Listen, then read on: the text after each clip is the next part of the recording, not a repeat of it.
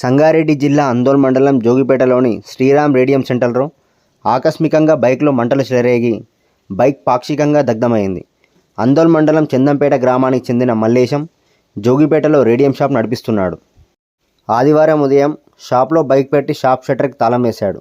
సాయంత్రానికి షాప్ నుండి నల్లని పొగలు బయటికి రావడంతో అప్రమత్తమైన స్థానికులు షాప్ తాళం పగలగొట్టి చూడగా లోపల బైక్లో మంటలు చెలరేగుతున్నాయి.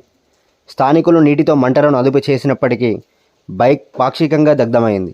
షాప్లో ఎలాంటి షార్ట్ సర్క్యూట్ జరగకుండా ఒక బైక్ మాత్రమే దగ్ధమవడం ఆశ్చర్యానికి గురిచేస్తుంది.